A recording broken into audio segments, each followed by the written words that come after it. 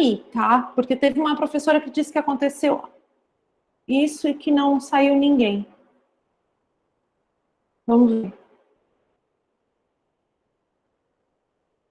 Deixa eu ver se dá tudo certo. Acho que uma pessoa saiu mesmo, ó. Estranho.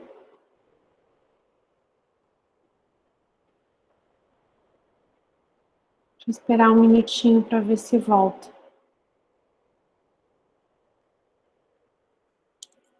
Um negócio assim.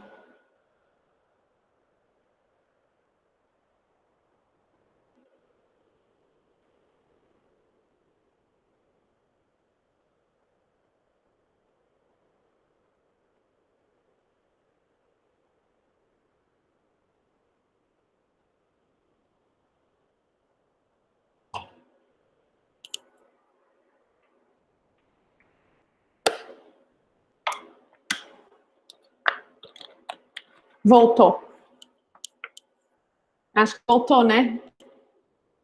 Deixa eu ver. Ah, voltou. Acho que era a Fernanda que tinha saído e agora voltou. Ah, que bom. Estávamos te esperando, Fernanda. Tava nervosa, gurias.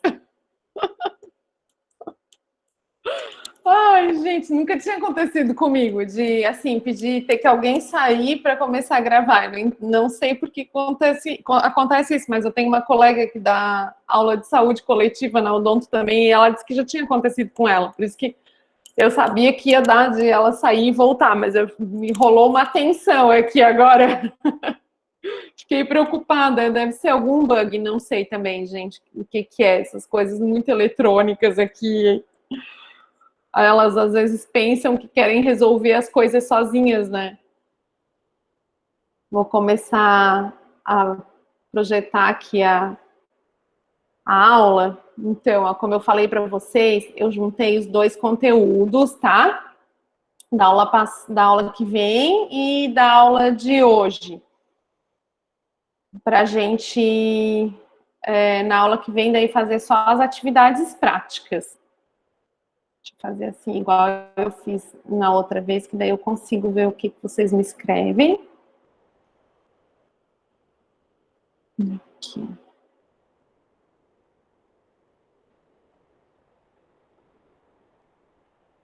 Ó, eu acho que assim a gente consegue ver tudo junto.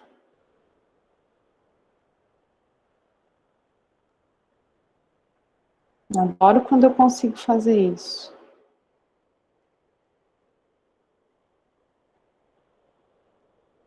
Joia. Vocês estão vendo, né, meninas? Conseguem ver, né?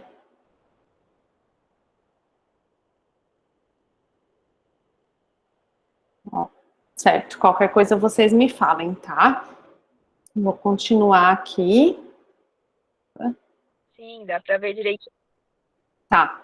Qualquer imprevisto, qualquer coisa, vocês me falem, tá? Então, hoje a gente vai começar um assunto novo, né? Até então, a gente está falando de patologia, de lesões, né? No final da microbiologia, a gente vai voltar a falar um pouco de patologia também, porque a gente vai falar das patologias relacionadas aos micro-organismos que podem acometer a cavidade bucal. Então, a gente vai falar muito disso, porque, como vocês vão ver, né, a gente convive muito com micro-organismos, né, eles fazem parte da nossa rotina, do nosso corpo, a gente está imerso, né, numa realidade aí que é muito presente, né, a presença dos micro-organismos é uma realidade muito constante no nosso organismo e na nossa vida, né, então, tá aí nós vivendo uma pandemia, né, por conta de uma virose, para contar a história, né, para a gente ver como é que funciona o negócio, porque realmente é muito presente.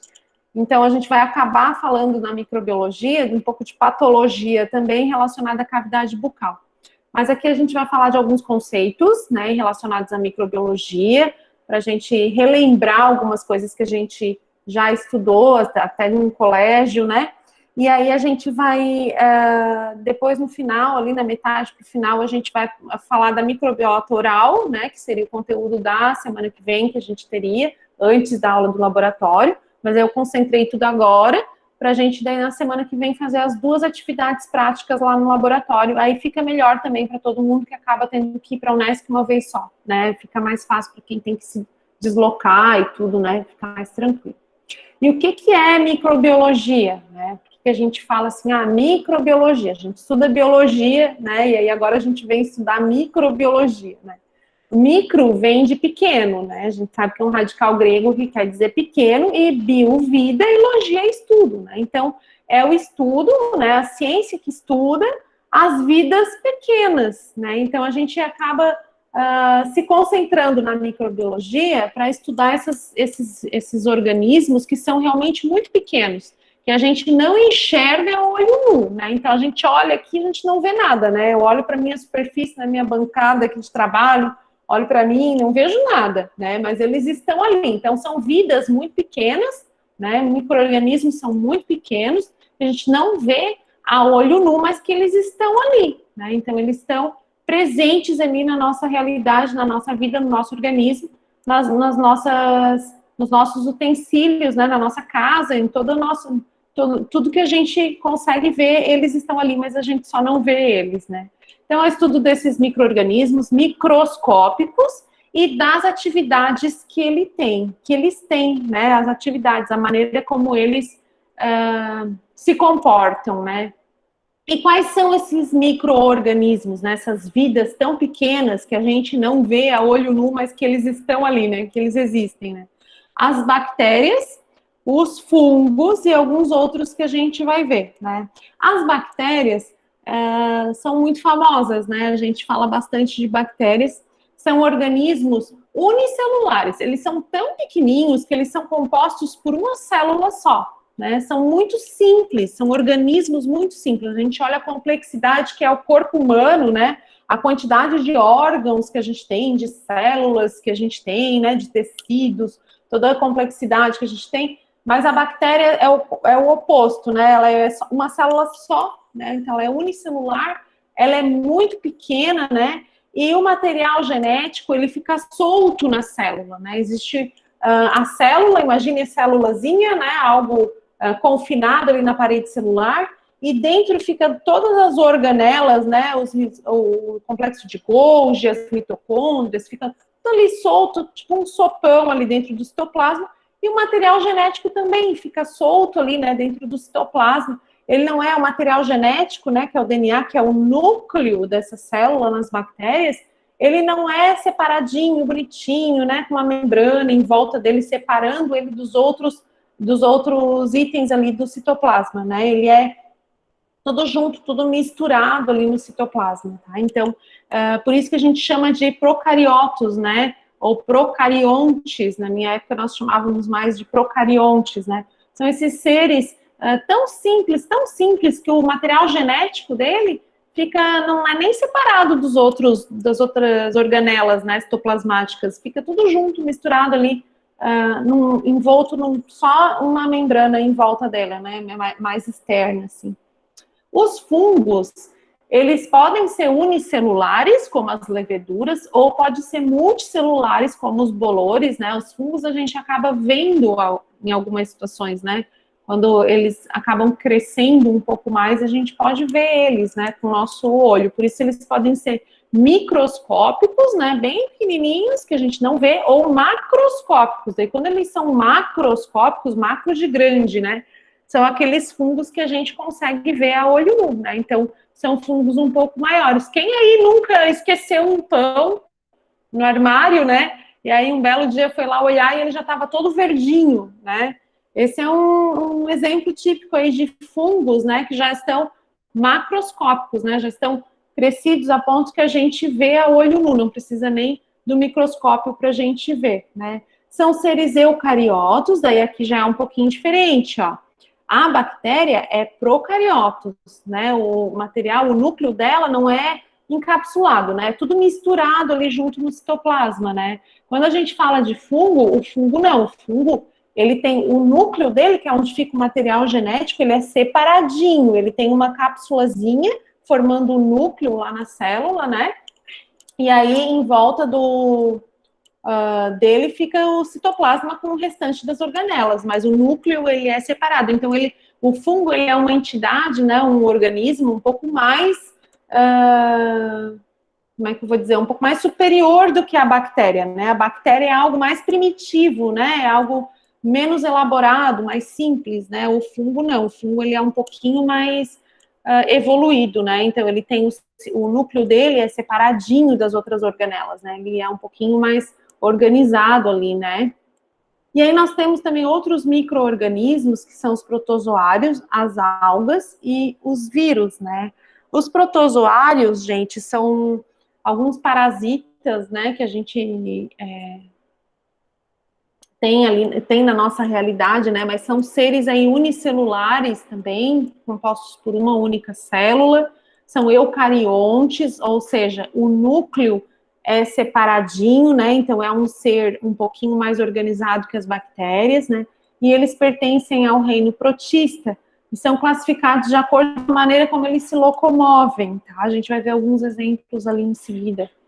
As algas, quando a gente fala de alga, que não é aquela alga que a gente vê no mar, né, aquelas algas maiores, né, ou aquela alga que a gente come no sushi, né, meninas, aquela alga que envolve o sushi, né, não é essa alga que a gente fala, né, as algas que a gente fala aqui, elas são unicelulares, então é um tipo de alga que é muito pequenininho, que a gente não vê a olho nu, né, são muito pequenas. Elas são eucariotos também, né? Elas têm um núcleo separadinho, elas são fotossintéticas, né? Elas utilizam a luz para se manter, né? E elas também têm diferentes formatos, né? Então, essas algas que a gente tá falando aqui, não é as algas que a gente está acostumado a ver no nosso dia a dia, né? Que a gente está falando de uma entidade, de uma classificação aqui das algas que a gente não vê a olho nu, tá, meninas? E os vírus? Os vírus aí é um assunto aí bem alta, né? Por conta do novo coronavírus, a gente tem falado muito dos vírus, né? Os vírus são muito pequenos, eles são assim, são dentre os micro-organismos, eles são os menores, são muito pequenos e são visualizados apenas por microscópios eletrônicos, né? Aqueles microscópios a luz que a gente utiliza, né, que vocês vão utilizar na semana que vem, por exemplo, nas atividades práticas, né, não consegue ver vírus, né? Os vírus a gente precisa ter um equipamento mais especializado, que é o microscópio eletrônico, para conseguir ver de tão pequenininho que eles são. E eles, na verdade, eles são tão pequenos, as partículas, né, os vírus, que eles não chegam nem a ser uma célula, né? Eles são, por isso que eles são chamados de acelulares. Porque é negação, né? Então eles não chegam nem a ter uma célula. Eles são um aglomeradinho proteico ali, né? Então não chega nem a ter o formato, os órgãos que as organelas, né? Que uma célula normal teria, que uma bactéria tem, que um protozoário tem, que uma alga tem, né? Então eles nem chegam a ter as organelas que uma célula tem. Então, eles são considerados acelulares.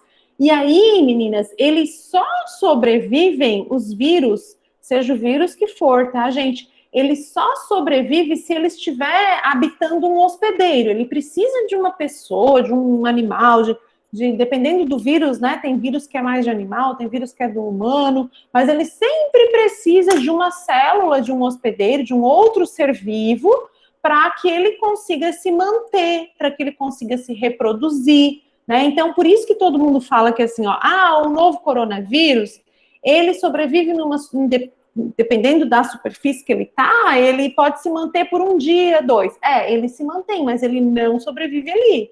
Então, assim, ele precisa desesperadamente entrar num ser vivo para que ele consiga se manter, se reproduzir, né? Para poder se procriar e se manter vivo.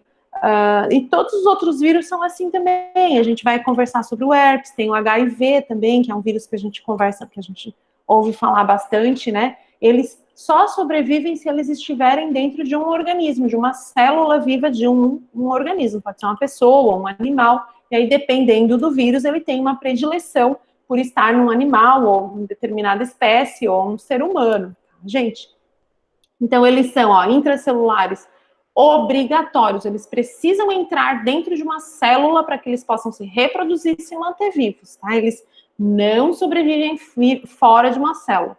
Eles podem sobreviver um tempo, né? Por exemplo, o HIV, ele é um vírus que sobrevive segundos fora da célula, né? Então, por exemplo, um paciente HIV positivo, né, que ele tem o vírus, por exemplo, tem uma gotícula de sangue dele que respinga em cima de uma superfície e lá naquela gotícula de sangue tem o vírus HIV, ele não sobrevive ali mais do que segundos, né? Ele precisa ter uma célula de hospedeiro para que ele possa entrar e fazer a sua reprodução e se manter vivo, né? E o SARS-CoV-2, por que ele é tão transmissível, né? Tem uma taxa de contágio, de transmissão tão alta, né? Por que ele contagia tanto, né? Que tá tão famoso aí essa virose, essa pandemia?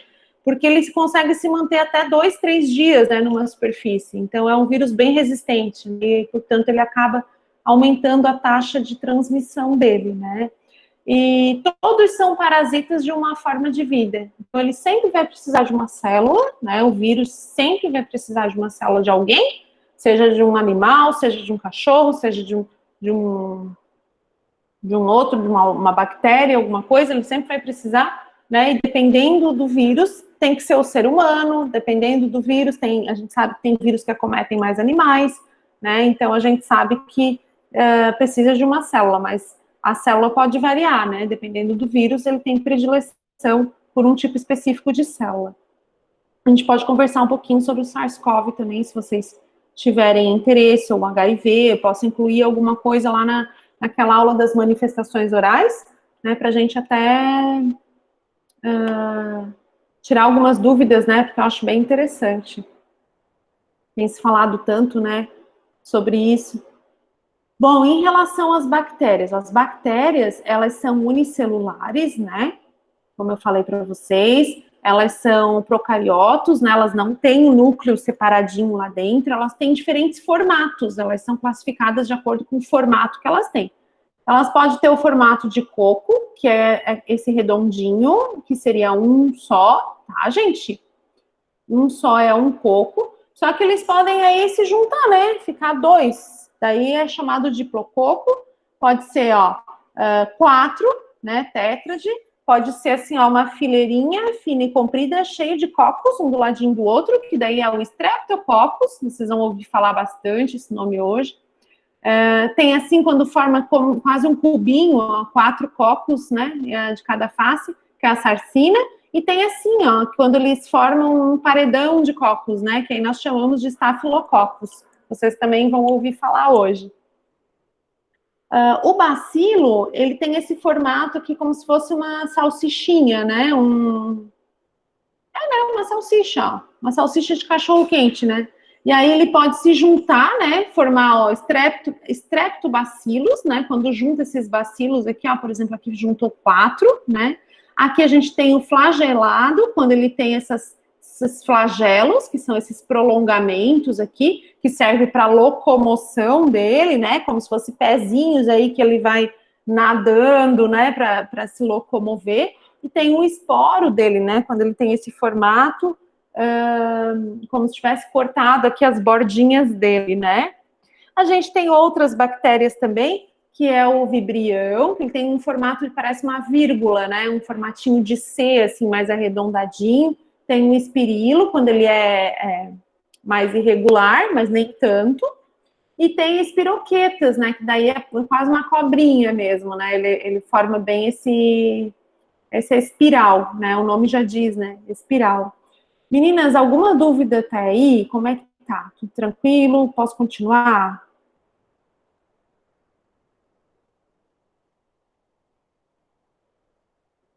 Vou continuando, qualquer coisa vocês me chamem, certo? Os fungos, como eu falei para vocês. Ah, legal.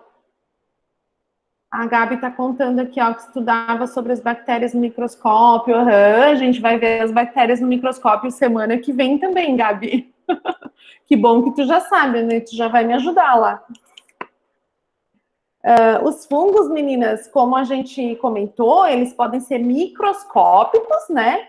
Que a gente vai ver, não vê a olho nu, né? Ou eles podem ser macroscópicos, como aqui, por exemplo, ele está dentro de um meio de cultura, né? E aí a gente consegue ver, ó, o bolor, né? É parecidinho com aquele fungo que a gente tem no pão, né? Tem esse formato aqui meio difuso, né? E a gente já consegue enxergar, né, os fungos aqui. Os fungos é mais fácil, a gente está mais acostumado a ver fungo, parece, né? Os protozoários, né, do reino protista, eles se classificam de acordo com a maneira como eles se mexem, como eles se locomovem, né? Então, a gente tem alguns protozoários que a gente já ouviu falar um pouquinho mais, como, por exemplo, a ameba, né, que causa amebíase. Olha, o Trypanosoma cruzi, que causa doença de Chagas, né? A gente tem, ó, da toxoplasmose, da leishmaniose, que causa malária, né? Eles são muitos parasitas, né? Da giardia, né? Então, a maneira como eles se locomovem classifica os tipos de protozoários, né? E a gente já ouviu falar um pouco também, porque eles causam muitas doenças, né? Que a gente conhece no nosso dia a dia, né? Eles são eucariontes, ou seja, aqui está mostrando, ó, ele tem o núcleo, aqui onde fica o material genético dele, ó, é separadinho, ó. Eu gosto de comparar com o ovo, né? Porque o ovo a gente tem a clara, como se a clara fosse o citoplasma e a gema fosse o núcleo, né? Então, os eucariontes, a gente tem um núcleo separadinho lá dentro onde fica o material genético. E aí a gente tem as outras organelas no citoplasma separadinho, fica mais organizado, né? Coisa que nas bactérias a gente não tem, é tudo meio misturadinho lá, né? Aqui, onde é que tá? Aqui. Isso. As algas, meninas, como eu falei para vocês, as algas, não estamos falando daquela alga que a gente vê, né, no mar, existe água também comestível, não é essa alga que a gente está falando. As algas que a gente está citando aqui são seres unicelulares, né, que a gente só vê microscopicamente, certo? Elas não são patogênicas, tá? Essas algas que a gente está falando aqui, né, que são micro-organismos, elas não causam uma patologia no ser humano, né? Estamos citando elas aqui só para constar, para vocês saberem que existem essas algas microscópicas, tá, gente? Mas elas não causam nenhuma doença, como os vírus causam, as bactérias causam, os protozoários causam, e os vírus causam aqui, como eu falei para vocês.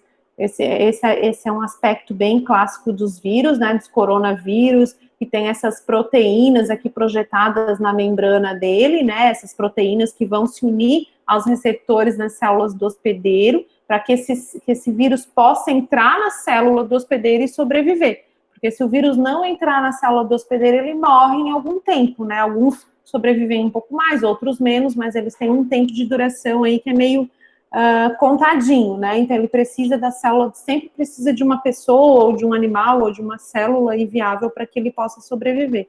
E esse aqui é um típico coronavírus, né? Que tem essas proteínas aqui, né? Essas proteínas S que são o meio de união deles na célula do hospedeiro, para que ele consiga entrar na célula e fazer aí a reprodução deles.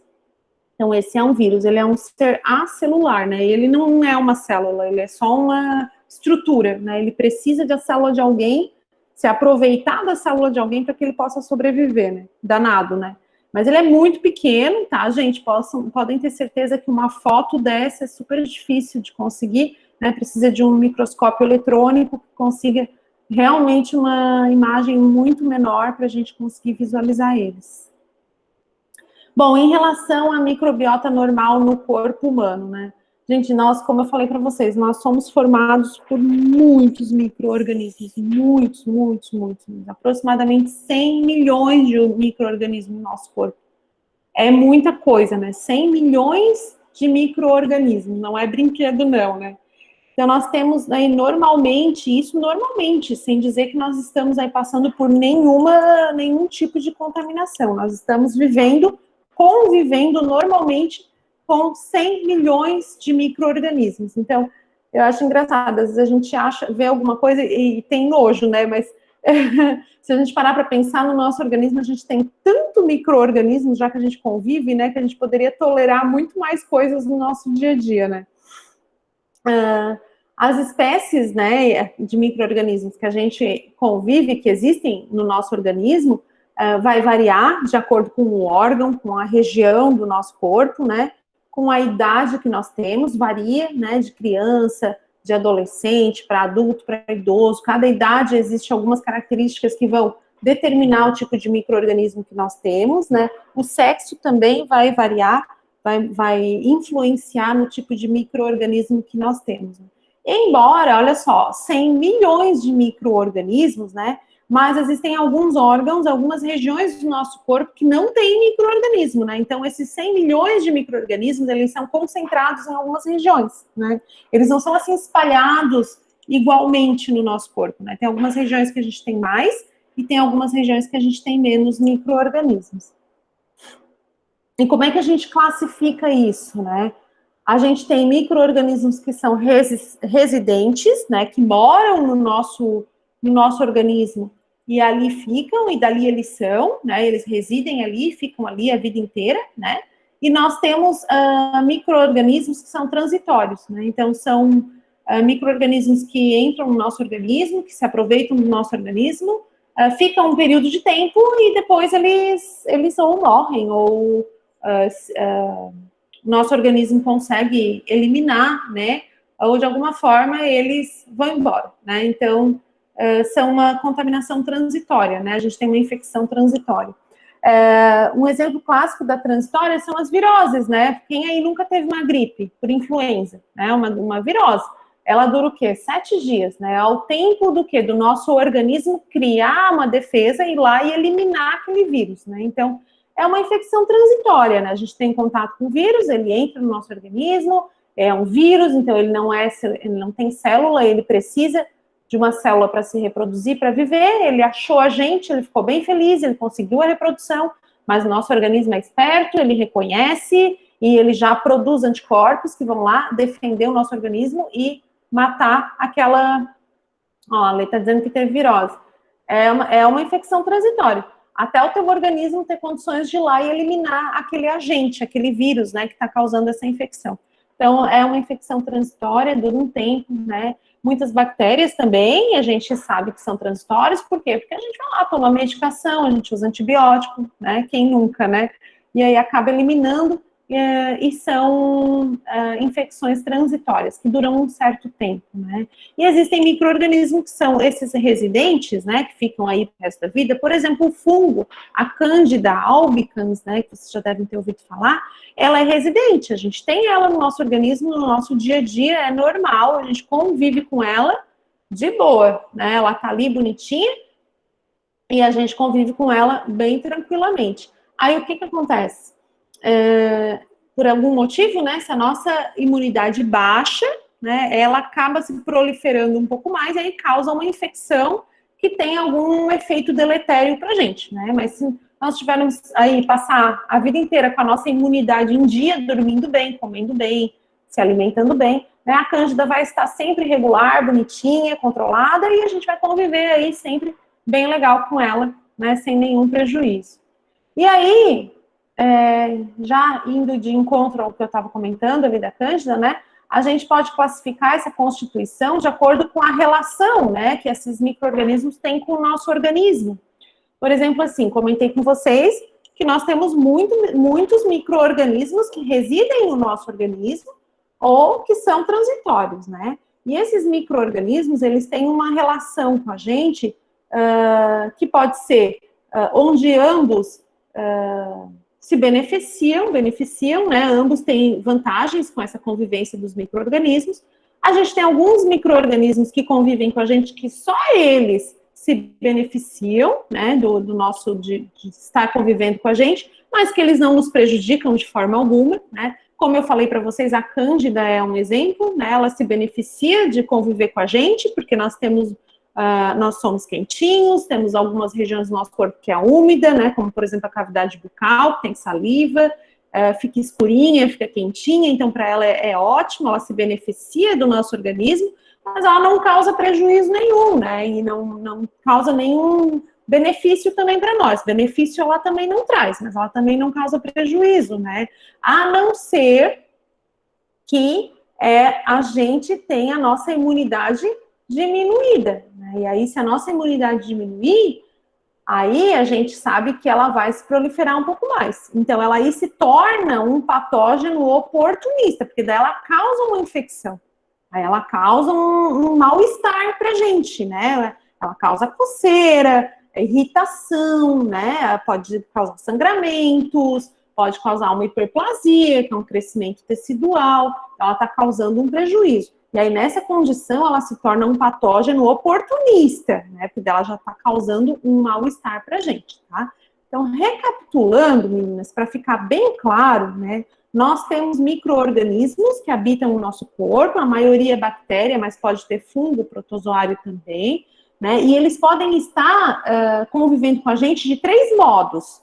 Eles podem ser comensais, onde eles convivem com a gente, eles se beneficiam da gente, mas eles não nos trazem malefício nenhum, eles não trazem prejuízo nenhum para a gente, daí nós chamamos de comensais. Nós temos os mutualistas, onde ambos se beneficiam, né? Nós temos, olha, algumas bactérias que convivem com a gente no intestino, que auxiliam em muito a nossa digestão. Inclusive, meninas, vocês já devem ter ouvido falar que muitos, né, muitos médicos, nutricionistas recomendam que a gente utilize probiótico na alimentação. Os iogurtes são probióticos e são importantes para a digestão, né, para o fluxo gastrointestinal. O que é isso? São bactérias do bem, são bactérias que elas vão conviver com a gente. Para elas é bom, porque é um ambiente propício para elas, e elas vão nos beneficiar, porque elas vão auxiliar a nossa digestão, né? Então, elas são mutualistas, nós chamamos mutualistas, quando elas se beneficiam e nós também nos beneficiamos, né? Então, a gente se autoajuda, né? É uma ajuda mútua, mutualistas, né? Então, elas são mutualistas. E esses patógenos oportunistas, como eu comentei com vocês da Cândida, é quando a gente tem o micro-organismo convivendo normal, não causa prejuízo, mas um belo dia a gente está mais estressado, né? Ou por algum motivo, a nossa resistência baixa, e aí esses micro-organismos acabam se proliferando e aí causam um dano no nosso organismo. O exemplo mais clássico é a Candida albicans, que a gente tem no nosso dia a dia e convive de boa. Mas um belo dia que a gente está mais estressado, ou dormiu mal, ou se alimentou mal, ela se prolifera mais e causa um dano ao nosso organismo, se tornando um patógeno oportunista. Tá, gente? Ficou claro isso? Não ficou confuso, meninas? O que é comensal, mutualista e patógenos oportunistas? O que vocês acham? Tranquilo?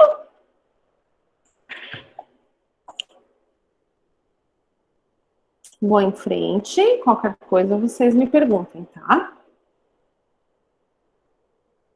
Olha, a pergunta que não quer calar. O que vocês acham? Será que a gente já nasce pronto, colonizado pelos micro-organismos? Noite, bonitinho, meu Deus.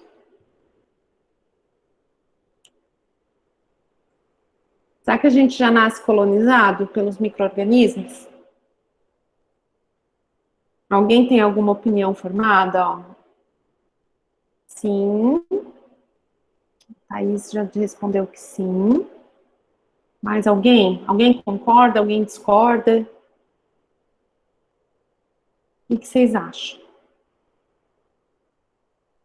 Ó, Thaís, assim, quando a gente está em formação, né, lá dentro do útero da mãe, né, quando a gente ainda é um embrião, a gente... Ai, coisa mais linda! A gente não tem micro-organismos, a gente é estéril, a gente não tem micro-organismo nenhum, a gente tá limpinho, como diz, né? A gente não tem micro-organismo. Mas no momento que a gente nasce, já inicia a formação da microbiota. Então, por isso que é tão importante o parto natural, né? O parto natural é super importante, porque na hora que o bebê atravessa pelo canal vaginal, ele já começa a ter contato e a formação da microbiota. E nós precisamos da microbiota. Isso, Thaís, isso aí. Priscila colocou também que acho que não, a Lê também. A gente não tem, viu? A gente, na verdade, assim, a gente nasce sem micro-organismo, né? Nasce, bem dizer, não, a gente se forma. Quando a gente nasce, no momento que a gente nasce, a gente já começa a formação da microbiota. Então, é super importante que estimule o parto natural, para que já comece a formar a microbiota de uma forma bem natural, como realmente deve ser. Para quem nasce de cesárea, também já começa a formação da microbiota, mas aí já é diferente, porque o não passar pelo canal vaginal já priva, né, de ter contato aí com uma microbiota que seria importante já ter, né? Então, na hora que o bebê nasce, já tem contato aí com a Candida albicans, com coliformes, né? Então, os coliformes fecais, a gente também tem contato na hora que a gente nasce, e aí já vai formando a microbiota, já vai estimulando o nosso sistema imunológico, né? Então, isso é muito importante para que tenha um bom desenvolvimento aí nosso, tá? E aí, com o nascimento, a gente tem o primeiro contato, né? E aí depois a gente vai, né, vai crescendo, né? Quem tem bebê aí ou conviveu com criança sabe que eles põem tudo na boca, né? Põe a mão, passa a mão por tudo, põe terra na boca, né? Isso é super importante, né? As mães se apavoram, mas é necessário para que ele tem que ter esse contato com esse ambiente, né? Essa ingestão, a inalação, contato com superfícies, para que ele possa formar a sua microbiota, né? Porque nós precisamos dessa microbiota. E aí, por meio dessa microbiota, a gente tem uma vida saudável, né? E estimular o nosso sistema imunológico. Então, isso é super importante, é necessário, precisa ter esse contato com micro-organismos para que a gente cresça de uma maneira bem saudável, né? E aí, o desenvolvimento da microbiota, claro que vai depender de vários fatores, né? Como a frequência da lavagem das superfícies corporais, né? O quanto essas crianças lavam a mão, né? O quanto a dieta, o que a gente come, né? Porque tem alimentos que têm mais micro-organismos, alimentos que têm menos, né? As condições de vida, as práticas higiênicas, tudo isso vai influenciar na formação da microbiota, né? Então, não dizendo aqui que melhor lavar mais a mão, melhor lavar menos, tem fases que a gente precisa ter contato com a microbiota, tem momentos que a gente precisa se resguardar um pouco mais, como agora, estamos vivendo uma pandemia, a gente sabe que é um vírus perigoso, precisamos nos cuidar um pouco mais, lavar mais as mãos, ter menos contato com as pessoas. Então, né, tem etapas aí e momentos que isso, tem a vacinação também, que ajuda bastante, né, para diminuir contato, né, ou não digo diminuir o contato, mas diminuir a virulência, né, a agressividade de alguns patógenos, né, de alguns micro-organismos que são patógenos para a gente, que causam doenças para a gente, né, tudo isso é importante também, né, mas na primeira infância é super importante que as crianças tenham bastante contato mesmo, para estimular o sistema imunológico deles, né, para que eles cresçam bem saudáveis, para que depois não haja nenhuma deficiência de sistema imunológico lá na vida adulta, né. E olha, a microbiota, quando ela está normal, né, ela combate os micro-organismos do mal, né, então se a gente tem micro-organismos do bem, aqueles que convivem com a gente de boa, como eu brinco, né, eles também acabam competindo com os micro-organismos ruins, né, e aí esses micro-organismos ruins acabam se implantando menos no nosso organismo. Então é importante a gente ter a nossa microbiota normal bem normal mesmo, na quantidade normal, os micro-organismos que precisam estar ali, que estejam ali, né, para que eles possam também diminuir o contato e a implantação desses micro-organismos do mal, né, aqueles que causam patologias, né, e estimular os anticorpos, né, como eu falei para vocês, a criança precisa ter contato com os patógenos para que desenvolva a formação de anticorpos, né, a gente sabe que tem algumas bactérias que participam da formação da vitamina K e do complexo B. Na semana retrasada, quando eu falei lá das hipovitaminoses, eu acho que eu cheguei a comentar que a vitamina K, ela é formada por algumas bactérias que nós temos no intestino, né? Lembram, meninas? Eu até comentei assim, pacientes que às vezes tomam antibiótico por um longo período, acabam matando, né? O antibiótico tu toma para matar uma bactéria X, mas acaba às vezes matando a Y também, né? Então, às vezes, acaba matando bactérias do bem também, que habitam o nosso organismo, que nós precisaríamos delas para poder fazer uma digestão mais eficiente, né? e aí acaba diminuindo a produção dessas vitaminas, e para a gente pode causar uma hipovitaminose, né? Então, uma brincadeira dessa, né, que tu tá, na verdade, não tá fazendo nada de errado, tá às vezes tratando uma outra condição que tu tens, acaba determinando aí uma falta de vitaminas que vai te prejudicar de uma outra forma, né? Então, é importante a gente sempre tomar cuidado e observar essas questões também, né? Então, temos algumas bactérias que produzem vitamina K e vitamina do complexo B, né? Principalmente os micro-organismos aí, as bactérias que vivem lá no intestino, né? Que facilitam essa formação. Então, eles auxiliam no processo de digestão e na absorção de nutrientes, né? Algumas bactérias que ajudam a quebrar alguns alimentos, né? Para facilitar a nossa digestão. E também auxilia na reabsorção de hormônios e sais biliares também. Então, olha quanta coisa os micro-organismos ajudam, né? Por isso que são aqueles mutualistas, né, que nós temos aí, que a gente chama de mutualistas. São esses micro-organismos, eles vivem bem no nosso organismo, para eles é bom viverem aqui, e para nós também é bom ter eles aqui, porque eles nos auxiliam em todas essas questões, né? Principalmente relacionadas à questão dos anticorpos e também relacionadas à questão da digestão. Por isso, tão importante utilizar probióticos, né? Existem vários iogurtes ali, teve uma época que estava na moda usar o kefir, né, meninas? Não sei se vocês já ouviram falar do kefir. Eu cheguei a pegar a sementinha do kefir para tentar fazer em casa, mas eu sou uma desgraça, tudo morre na minha mão. Eu não sei cuidar direito, eu não boto comida quando tem que pôr, elas morrem tudo na minha mão. Eu consigo matar até suculenta, que é tão fácil, que é só tu não pôr água, e eu sou um caso perdido na natureza, né? Mas kombucha, né, também é outro probiótico super importante, e são esses micro-organismos do bem, ó, que a gente, ó, a Bianca colocou que usa, a Letícia também, muitas pessoas conhecem, usam, né? Existem esses iogurtes que eu comentei, que daí a gente pode comprar também, né? Não vou ficar falando marca comercial, mas todo mundo sabe do que eu estou falando, né? Tem iogurtes no mercado que tem micro-organismos, bactérias vivas, né? E a gente compra porque auxiliam bastante na digestão, né? E faz bastante efeito, né? A gente se sente bem mesmo quando usa, né? Quem está usando, a Bianca diz que usa, a gente se sente bem, né? Dá disposição, realmente funciona direitinho, né? A gente percebe como é importante a gente ter esses micro-organismos, né? Que uma colônia. Se puderem me doar, meninas. Ai, Thaís, eu não tenho nada, tá? Eu já tentei, mas eu sou, como te falei, eu sou um caso perdido. Para mim, nunca se criou nada lá em casa. Eu já tentei tudo. Tentei kefir, tentei kombucha, deu tudo errado. Daí eu desisti, larguei de mão. Não consegui. Mas é tão bonitinho, né? Eles crescem, é bem interessante. Tu vê que é um ser vivo mesmo, né? Eu acho tão legal. Ó, as meninas já estão se doando kefir dos bichinhos. Vão lembrar de mim, hein, quando vocês estiverem com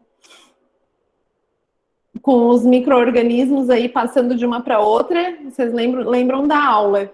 Aí vocês já lembram desse slide aqui, ó. Eu vou ganhar o kefir, vou fazer o kefir, porque ele vai me ajudar a evitar micro-organismos patógenos, vai me estimular a produção de anticorpos, vai participar da síntese de vitaminas, vai me auxiliar a digestão e absorção de nutrientes e auxiliar a reabsorção de hormônios e sais biliares. Ó, aula prática. Ai, bem legal, Gris. E agora vamos começar os nomes aqui, para vocês começarem a se familiarizar com os nomes, né? Eu vou citar algumas regiões e vou citar os nomes aqui dos micro-organismos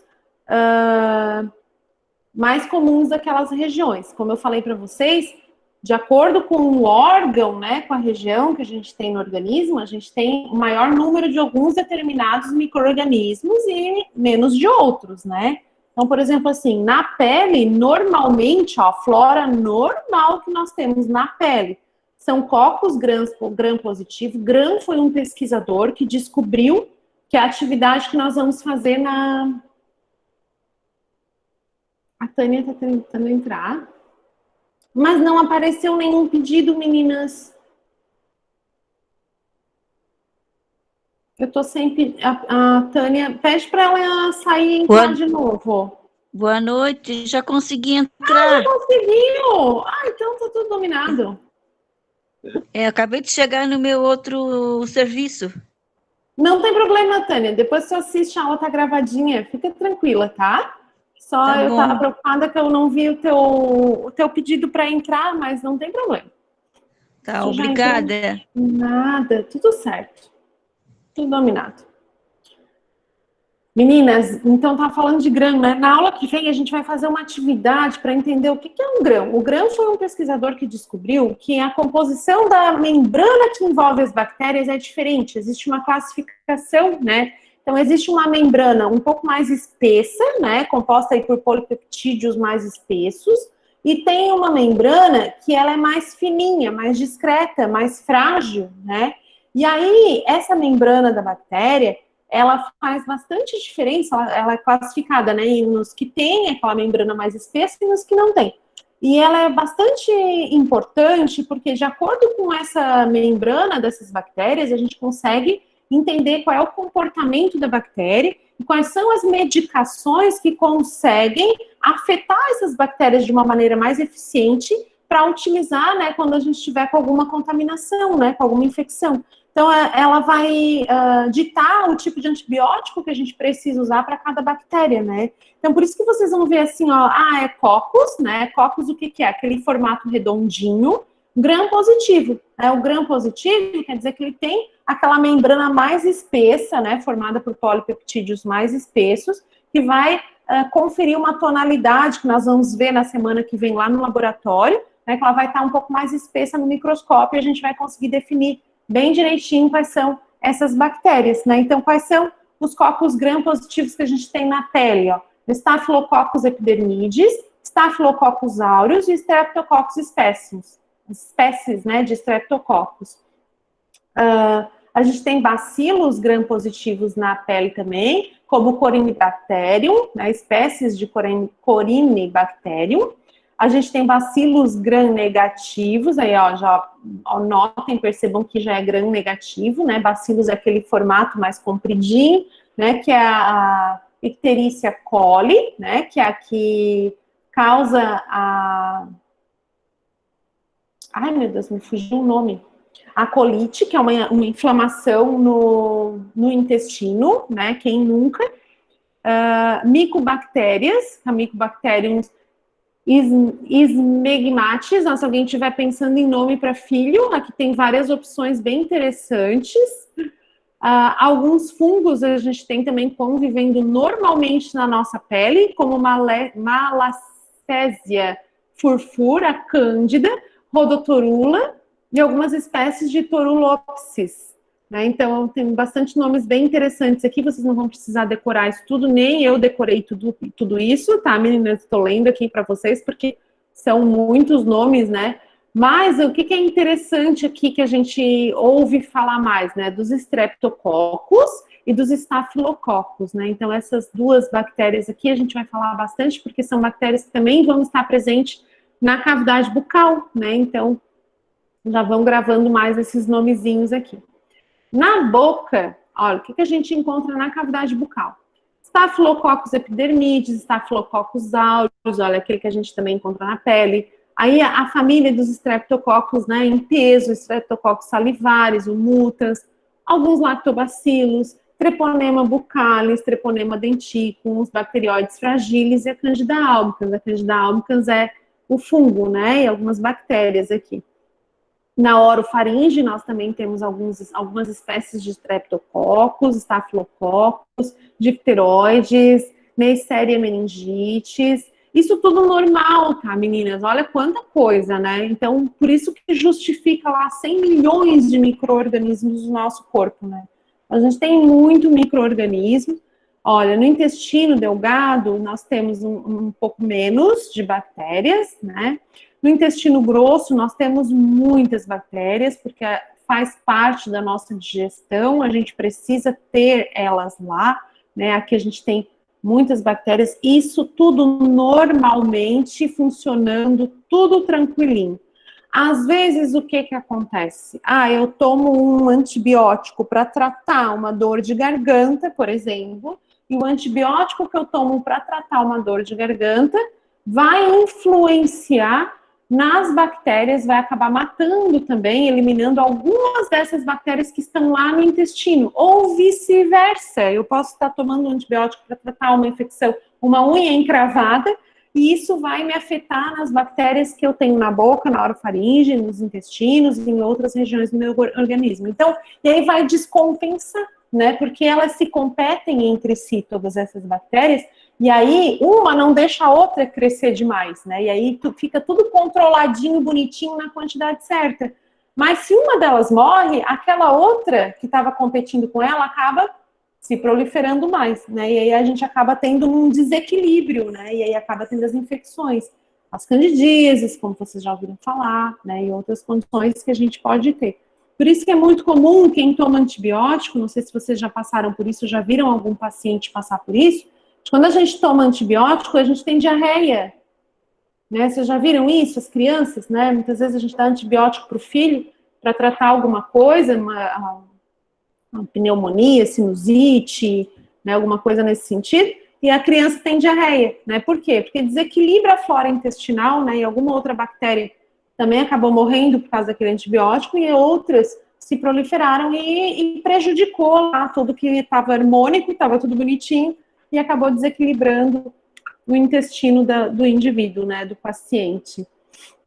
No sistema respiratório ainda, nas fossas nasais, nós temos também Staphylococcus, Corynebacterium, né, algumas espécies de Corynebacterium. Na nasofaringe também, a gente tem algumas bactérias, né. Isso é normal do nosso organismo, né. No trato genital e urinário, né, a gente tem na uretra, a gente tem algumas bactérias, e na genitália a gente tem outras bactérias também. Isso tudo normalmente, né, faz parte da nossa flora. O uso de clorexidine também causa desequilíbrio, né, porque a clorexidina, ela é também ela tem uma ação bacteriana, né, bactericida. Então, acaba influenciando e desequilibrando a flora, né. Só porque a clorexidina a gente usa eventualmente, né, não é algo que a gente usa, não é indicado, né, que se use o dia inteiro, todo dia, por exemplo, né, a gente usa em algumas ocasiões, e às vezes é já em alguma infecção, né, para eliminar algum tipo de infecção que está acontecendo, né. E por isso é tão perigoso o uso de antibióticos sem prescrição, né, a gente realmente, é muito perigoso, começa a desequilibrar isso tudo, e aí a gente acaba tendo outras consequências, né, e por isso que existe toda a questão do antibiótico, de ter que usar 7 dias, né, as pessoas às vezes usam até acabar os sinais e sintomas, e aí param, né, mas a gente está tratando de ser vivo, né, então o ser vivo tem todo um ciclo, né, tem os que estão em formação, que não acabaram aí nos primeiros dias, né, que a gente precisou eliminar, então isso é tudo muito complexo, né, a gente tem que seguir os tratamentos corretamente, para que não haja aí nenhum desequilíbrio de toda essa flora que a gente tem, né, e que fique tudo harmônico, tudo bonitinho, tudo funcionando como manda o figurino, né, meninas? Mas é isso mesmo.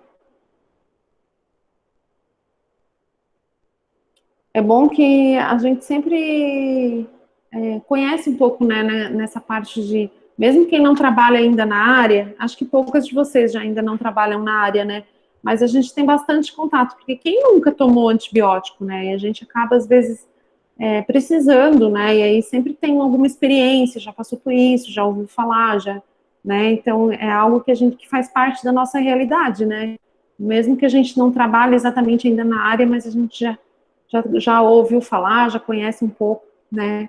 E aí, como eu falei para vocês, nem todo o nosso organismo é completamente tomado por micro-organismos. Nós temos muitos micro-organismos e eles são concentrados em algumas regiões do nosso corpo, e nós temos outras regiões do nosso corpo que não têm micro-organismos, tá, meninas? Então, por exemplo, o sangue, alguns fluidos corporais e alguns tecidos não têm micro-organismos. Então, assim, ó, o líquor que é um líquido que fica no sistema nervoso central, ele é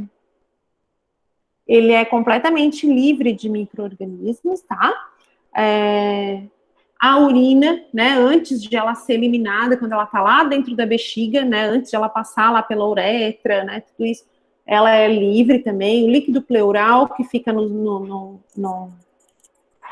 ai, me fugiu o nome aqui na pleura, que envolve aqui os órgãos do peito, aqui, né, do abdômen do peito. O líquido sinovial, que fica dentro das articulações. O pericárdico e o acítico são outros líquidos que que não existem bactérias, tá? Então, são alguns tecidos, alguns líquidos estéreis, tá, gente? Que não tem bactérias, não tem micro-organismo, né? E a gente tem alguns tecidos também que são estéreis. Por exemplo, assim, o pulmão é um órgão que não tem micro-organismo. Quando ele tem micro-organismo, ele está infeccionado, e a gente está diante de uma pneumonia, né? O coração também é um órgão que não tem micro-organismo. Quando ele tem micro-organismo, nós estamos diante de uma infecção, uma endocardite, né, bacteriana, que é algo bem sério, né, importante, precisa ser tratado, pode levar o paciente a óbito, né? Então, alguns órgãos do nosso organismo não têm micro-organismos, certo? Então, embora a gente tenha muito micro-organismos, ele não é completamente disseminado por todos os órgãos em todo o nosso corpo, tá, gente? Eu acho que... Ah, não, tá certo. Achei que tinha pulado um. Né? E aqui, já entrando no assunto que nós iríamos conversar na semana que vem, né, que seria a parte antes da prática, né, daí na semana que vem, daí ficou as duas práticas, a que seria agora, e a que complementaria essa parte da microbiota bucal, tá, meninas? Vou passar toda a parte teórica hoje, e daí na semana que vem a gente faz as duas práticas, tá? Então, na cavidade bucal, né, pensando mais profundamente aqui na cavidade bucal, a gente tem aí a maior composição, né, de micro-organismos. Então, a microbiota oral, ela é a mais complexa de todo o organismo. Então, nós temos mais de 30 gêneros de micro-organismos e mais de 700 espécies diferentes de micro-organismos. Então, a cavidade bucal é a região do nosso corpo mais contaminada, se eu quiser usar a palavra contaminada, né? Não sei se caberia aqui, porque faz parte, a gente convive normalmente com isso, né?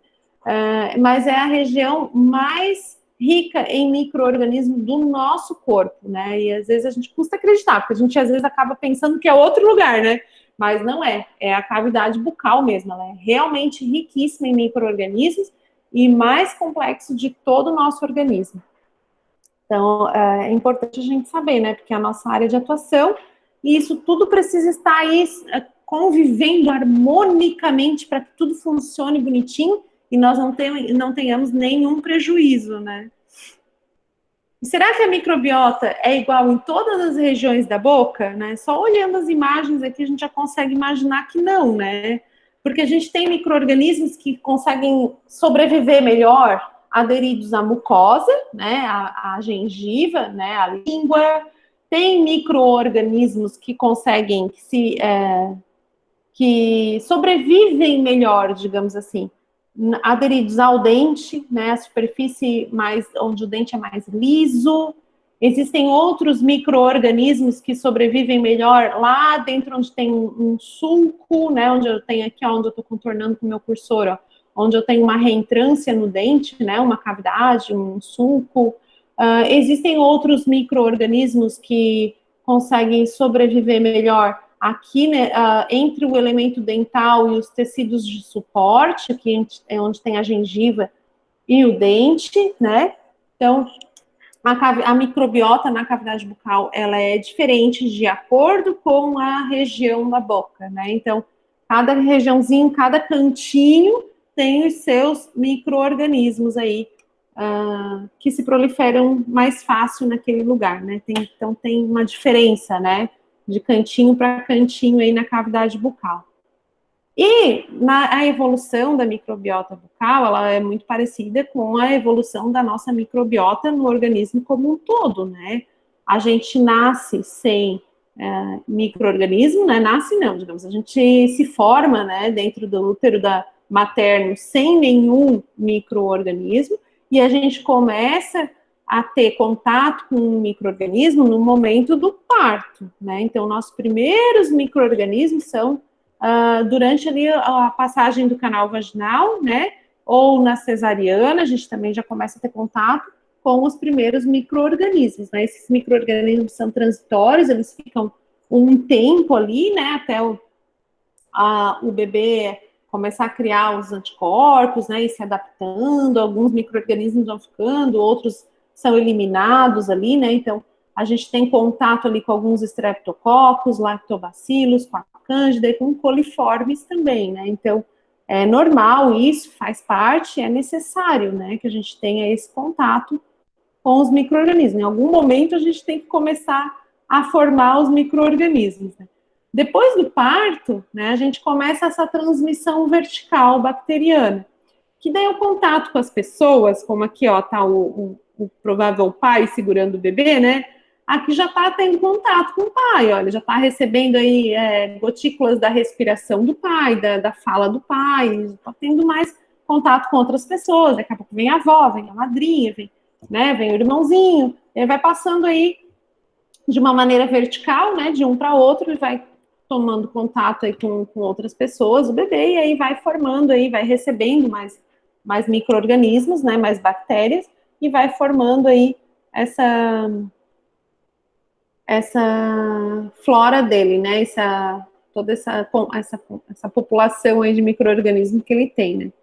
Nesse momento, gente, quando o bebê nasce, né, até mais ou menos aí 6 meses, até um ano de vida, né, a cavidade bucal, ela é muito lisa, né, ela praticamente não tem dentes, os dentes começam a nascer lá por 6 meses, às vezes passa um pouco, né, dependendo do bebê, às vezes um pouco antes, às vezes um pouco depois, mas lá por 6 meses. Então, a boca, ela é só mucosa, ela é só gengiva, né, e ela é bastante arejada, porque o bebê vive lá com a boquinha meio aberta, né, e tá chorando, tá com a boquinha aberta, então é algo bem arejado, né, quando nós somos adultos, a boca fica mais fechadinha, né, parece, mas quando é bebê, ela é bastante arejada, e ela não tem os dentes, né, então acaba proliferando mais, ó, os streptococcus salivares, streptococcus oralis e streptococcus mitis, né, então existe uma certa população aí de streptococcus que se adapta melhor nessa condição aí de mucosa mais lisa, de uma cavidade mais arejada, né,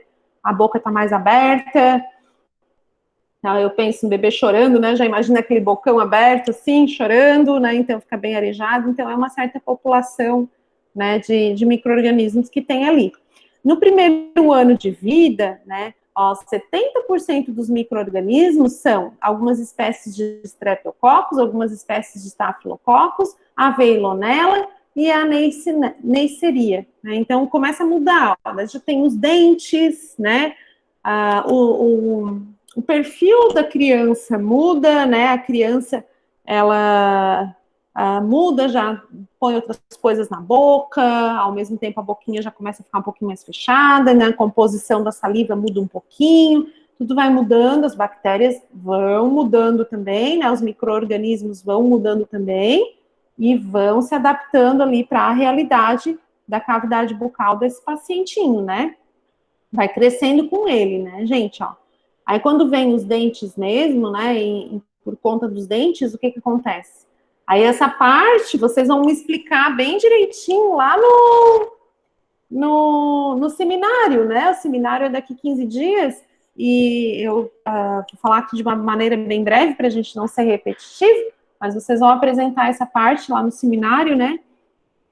Que é justamente a questão da microbiota oral, a formação ali da placa bacteriana, placa dental, né? A matéria alba, tudo faz parte do conteúdo do seminário de vocês. Mas com a erupção dos dentes, né? A gente tem o dente, ele tem uma superfície, né? Que é lisa, mas que existem algumas adesinas, né, que são algumas proteínas que favorecem a união, a adesão dessas bactérias, né, então as bactérias acabam conseguindo se aderir nessa superfície do elemento dental, porque o elemento dental, embora a gente olhe assim, parece uma superfície lisinha, mas ela tem algumas proteínas, né, algumas adesinas que vão se juntar, vão se grudar ali, né, e aí vai favorecer quem? Ó, os Streptococcus oralis e Streptococcus gordoni, né, eles têm uma maior facilidade para se aderir ali na superfície do dente. Então, quando começa a ter os dentes mesmo, começa a ter essa adesão bacteriana no elemento dental, né? Junto com a saliva vai formar uma camadinha ali em cima do dente, né? E a saliva, ela tem uma temperatura bem legal, ela tem algumas condições aí, o pH dela favorece bastante, então as bactérias vão se aproveitar dessa condição e vão se aderir nessa adesina aí que existe na superfície dental, né? Aí, existem alguns outros colonizadores que também vão se aproveitar dessa condição, como o Actinomyces, que também é um micro-organismo, e aí vai formar a placa dental. Então, vai aderir, né, os Streptococcus, os Actinomyces, e aí vai formar essa placa dental, junto com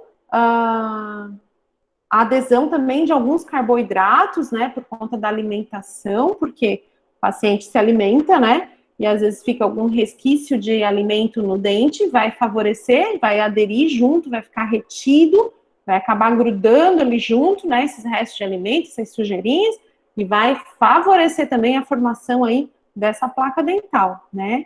E os Streptococcus mutans também vão se aproveitar dessa situação, né, e vão se aderir secundariamente na superfície dental, né, então a gente tem primeiro aí a adesão desses Streptococcus oralis e do gordoni, daí depois o Actinomyces e os Streptococcus mutans que vão se aderir também aí nessa superfície, né, e o Streptococcus mutans, gente, gravem bem esse nome, viu, que ele é um micro-organismo que causa a desmineralização do elemento dental. Então, o Streptococcus mutans que é o responsável pela doença da cárie dentária, né? Então, e a desmineralização do dente, que causa aquela cavidade, que vocês vão ver bem minuciosamente isso lá na disciplina de cariologia. Eu acho que vocês não estão tendo ainda, mas vocês vão ter e vão estudar bem a fundo todo esse processo da desmineralização causada pelo Streptococcus mutans lá na superfície do elemento dental. Né? Esse bichinho aqui, ó, com esse nome bem feinho, né? Que é o que realmente vai causar a desmineralização e a doença da cárie dental. Aquela cavidade, buraquinho da cárie, né?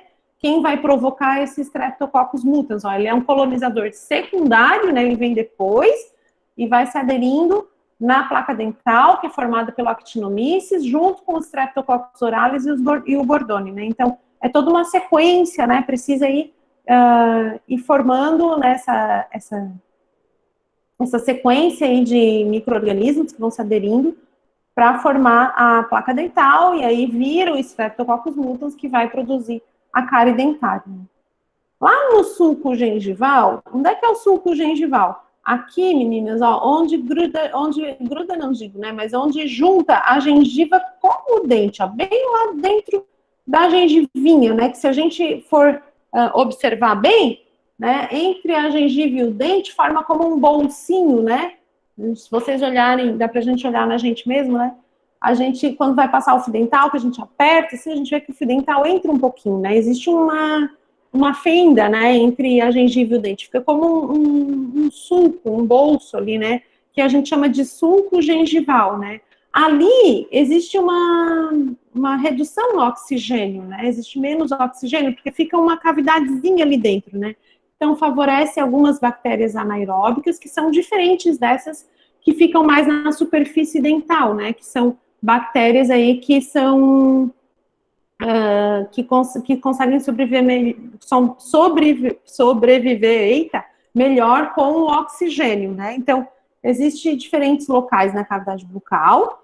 Dependendo do local, né, das características de cada local, a gente tem a proliferação de algumas bactérias ou outras, né, de acordo com as características da bactéria. Na puberdade, né, vocês já viram na aula de patologia, que na puberdade nós temos alterações hormonais que influenciam na cavidade bucal, como o aparecimento do granuloma piogênico, né. Em relação à formação da microbiota oral na puberdade, também tem alteração, né? A alteração hormonal da puberdade também vai causar alteração nas bactérias que colonizam a cavidade bucal.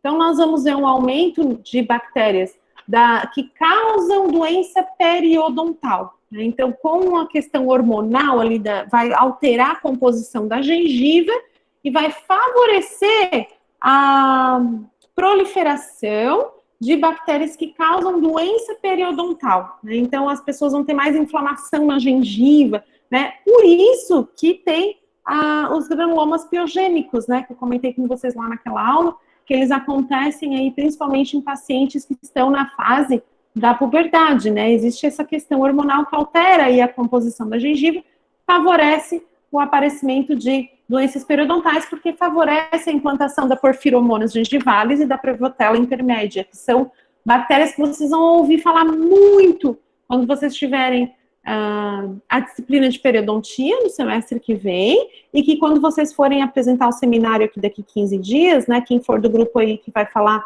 na microbiota bucal relacionada à doença periodontal, vai também falar bastante desses dois nomezinhos aqui.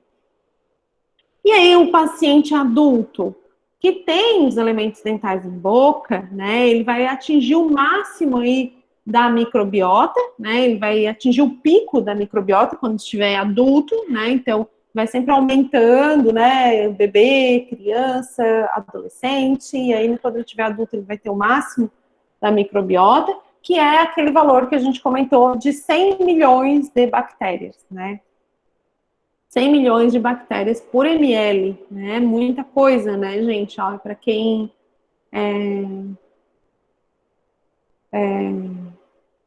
não acredita, né? Porque às vezes a gente olha para a cavidade bucal, a gente não acredita que é isso tudo, né? É realmente um valor bem estarrecedor. E a placa dental, então, para quem não capricha bem, né? Que não mantém a cavidade bucal bem limpa e fica aquela placa dental, às vezes, derretida, né? A placa dental, que é aquilo que eu comentei com vocês, que é aqueles estreptococos, tem a adesina, que se aderem à superfície do elemento dental, e aí vem o actinomyces, forma a placa dental, junta aí um remanescente de alimento, né? E forma, aí vem o Streptococcus mutans, né? Então, quem tem placa dental tem 10 bilhões de bactérias por grama. Então, é realmente muito bichinho, né? Presente na placa dental. A gente custa acreditar, né? Eu digo, olha, gente, quem acredita mesmo é difícil de acreditar, né?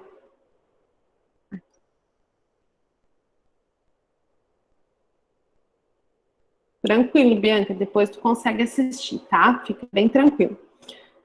E os pacientes que perderam os elementos dentais, tá, gente?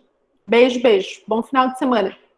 Né? Tem pacientes que às vezes não tem mais nenhum elemento dental, ou tem alguns, né? Perderam alguns, não tem todos, né? E aí acaba mudando a flora bacteriana da cavidade bucal, né? Porque nós temos, comentei aí com vocês, que nós temos alguns micro-organismos que têm predileção por algumas regiões e outros por outras, né?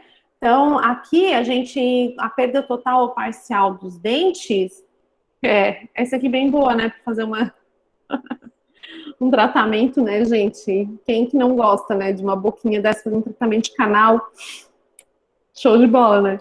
Então, a perda total ou parcial dos dentes faz desaparecer as bactérias com tropismo por dente, né? Então, aquelas bactérias que têm o seu ambiente mais favorável para se manter no dente acabam desaparecendo, né?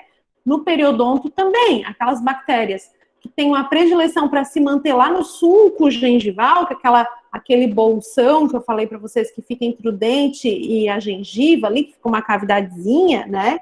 Essas bactérias que gostam de ficar ali, elas não vão ter mais tanto essas regiões para se prevalecer, então elas vão acabar desaparecendo, né? E vai acabar aparecendo mais outros tipos de bactérias, que são as aeróbicas, as facultativas, né? Que podem usar oxigênio ou não, e que apresentam afinidade por mucosa. Então, vai acabar proliferando aquelas bactérias que se mantêm melhor em mucosa, né? Do que aquelas que se mantêm nos elementos dentais, né? Faz parte, é questão de adaptação, né?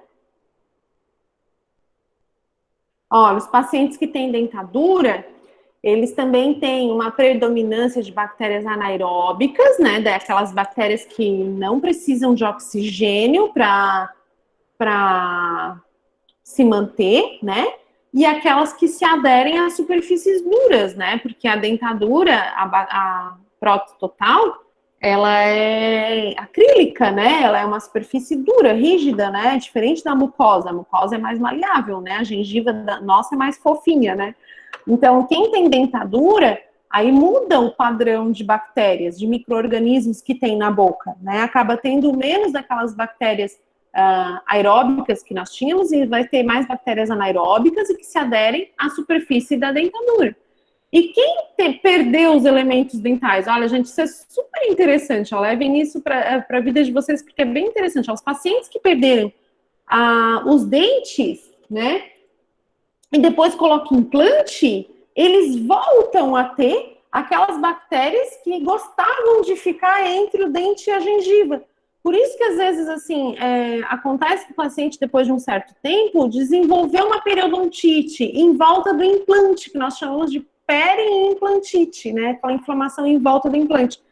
Porque as bactérias que antes ele tinha, quando tinha os dentes, daí ele perdeu os dentes, ele diminui aquelas bactérias, né? Aquelas bactérias que ficam entre o dente e a gengiva, ele perdeu o dente, elas vão embora. Mas depois, quando ele coloca o implante, aquelas bactérias acabam voltando e acabam também se proliferando entre o implante e o periodonto e acaba recolonizando com aquelas bactérias, né? Ele pode voltar a ter as inflamações como ele tinha antes, quando ele tinha os elementos dentais. Olha que interessante isso, né? Isso pode acontecer. Estabelecimento da microbiota, né? Ele vai acontecer, então, de acordo com vários fatores, né? Como eu falei para vocês, em cada região da cavidade bucal existe um determinado tipo de bactéria que consegue se adaptar melhor, né? Então, ele vai se adaptar, vai viver, a bactéria vai se proliferar onde ela consegue se aderir, onde ela consegue se grudar melhor, né? Então, as bactérias que se grudam em mucosa vão se proliferar na mucosa. Os micro-organismos que se proliferam melhor, se aderem melhor no dente, vão se aderir ao dente, né? A nutrição também, né, vai influenciar. Então, onde as bactérias conseguem uma nutrição melhor, elas vão ficar, né? Então, se, por exemplo, onde fica no sulco gengival, né, aquele espacinho entre o dente e a gengiva ali, existem existe um líquido gengival que é liberado ali, então as bactérias que se aproveitam daquele líquidozinho para poder se nutrir, vão ter preferência para ficar ali naquele lugar, né, então as bactérias vão se adequar na cavidade bucal de acordo com a sua capacidade de aderência e de acordo com a nutrição que elas vão receber, elas vão ficar onde tiver melhor condições para elas, né. Então, a aderência, ela pode ser direta na superfície, por conta das adesinas, né, que são proteínas que existem na superfície, das diferentes superfícies, né, para fazer a união com a bactéria, e daí ela se gruda ali, né, e ela fica aderida ali naquela região, né. Existem os polissacarídeos extracelulares complexos, né, que são carboidratos e alguns outros componentes que conseguem se grudar ali naquela região, né, se aglutinar, se unir ali naquela região entre as bactérias, né, e vai servir também como subsídio para essas bactérias se manterem, né, como nutrição para eles também. E existe também uma questão que é a aderência interbacteriana. Então, por exemplo, assim, eu tenho o dente, foi lá a bactéria, né, o micro-organismo X, que se adere no dente. Mas nesse micro-organismo X, às vezes eu tenho outros micro-organismos que conseguem se aderir a ele, né, o Y, o Z, né, então vão vir outros micro-organismos que não se aderem ao dente, mas conseguem se aderir àquela bactéria X que estava ali. Então aí acaba tendo uma aderência interbacteriana. Não sei se eu me fiz entender, meninas, ficou claro isso? E aí é uma coagregação, né? Porque uma bactéria vai se juntando na outra, porque elas têm aderência uma à outra, independente da superfície que elas estão, né? E elas conseguem se aderir uma na outra, né? Claro que isso é seletivo, né? Não é toda bactéria que se adere uma na outra, né? Deixa eu voltar, então, porque o que acontece? Existe, por exemplo, assim, existe a superfície dental, né? Eu acho que tem aqui, ó. Vamos ver se a gente consegue entender esse esquema. Aqui é a superfície do dente, tá, gente? Aqui cinza, ó. Essa é a superfície do dente. Aqui é a película adquirida, que é onde fica a saliva, certo? É uma películazinha de saliva que fica, recobre, né, para dar aquela umidadezinha no dente, porque nós temos saliva na boca, né? E aqui em cima, junto com a saliva aqui no dente, nós temos as proteínas, que são as adesinas, né, que ficam aqui expostas, ó, que faz parte da composição da nossa cavidade bucal, elas estão ali, né?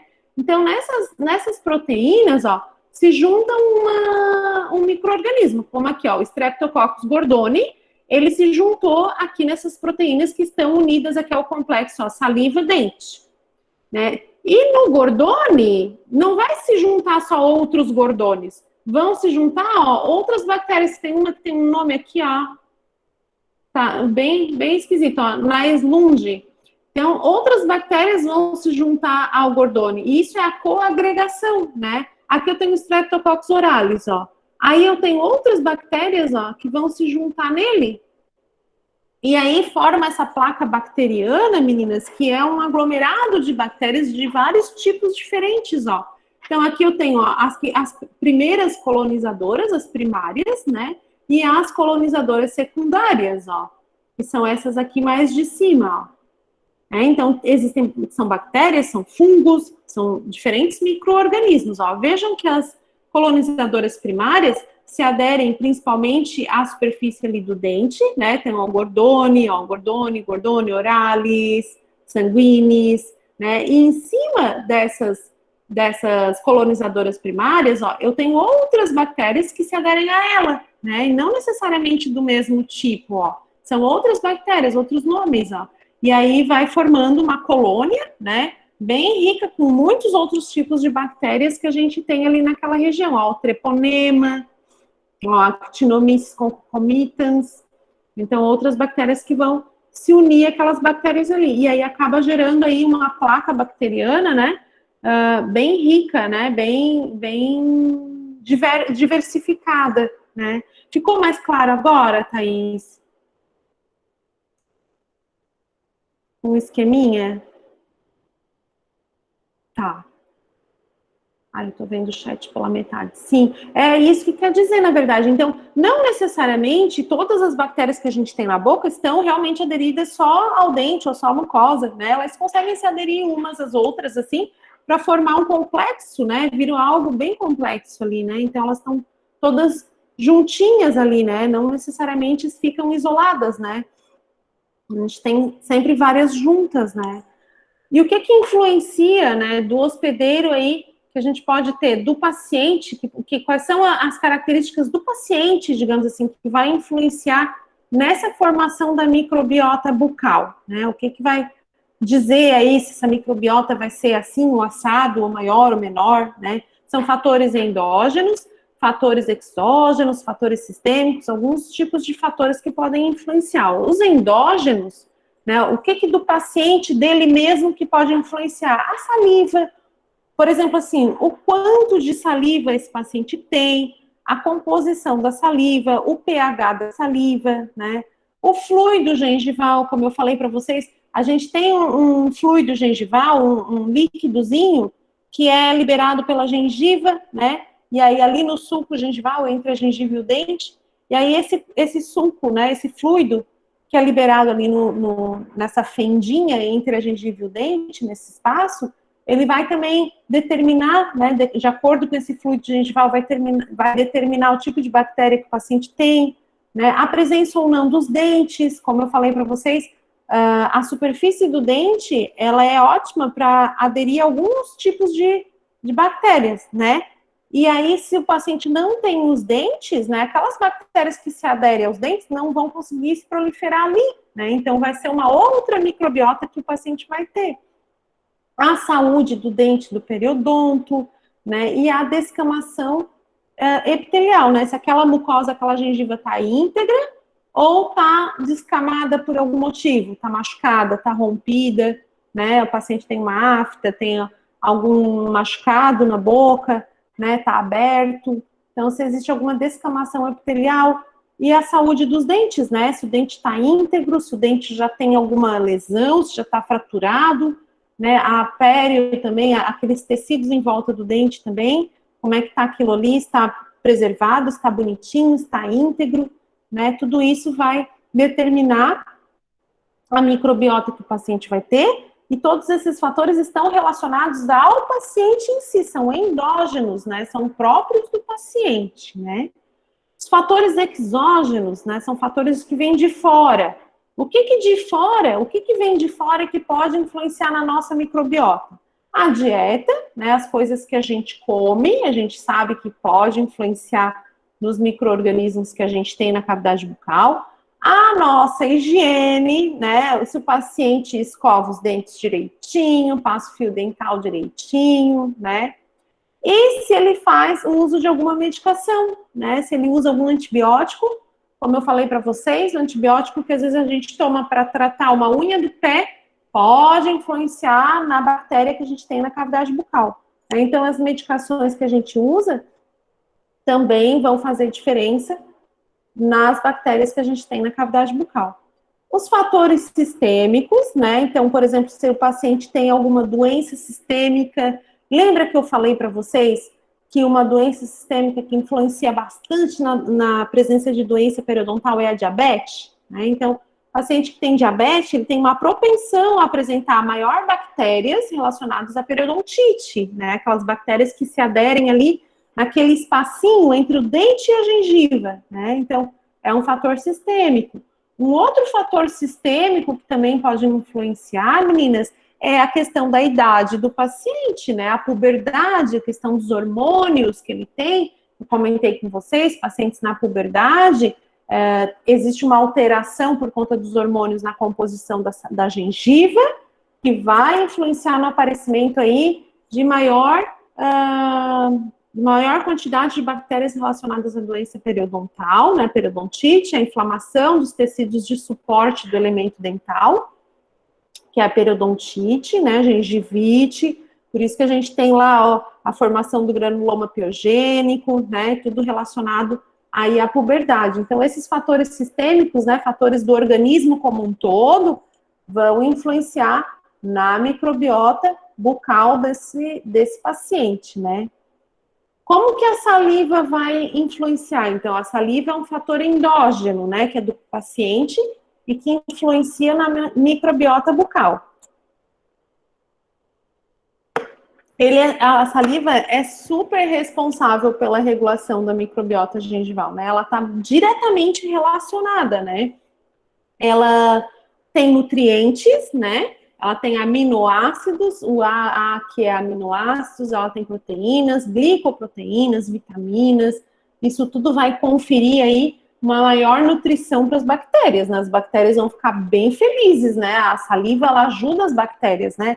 Ela tem um pH aí quase básico, né? O pH ideal aí é 7, ela tem um pH de 6,75, ela não é nem muito ácida, e não é básica, né, porque ela está abaixo de 7, mas ela é bem neutra, né, então ela mantém aí um pH bem legal para as bactérias, ela mantém uma umidade, a boca é úmida, né, então mantém uma umidade, isso é bem importante para as bactérias, e mantém tudo na temperatura ideal, né, a temperatura de 35 a 36 graus, que é a nossa temperatura corporal, é uma temperatura que as bactérias gostam bastante, né, então mantém tudo aí úmido, quentinho, com alimento, pensa, né? É o lugar ideal para as bactérias se proliferarem, né? Se manterem, se procriarem.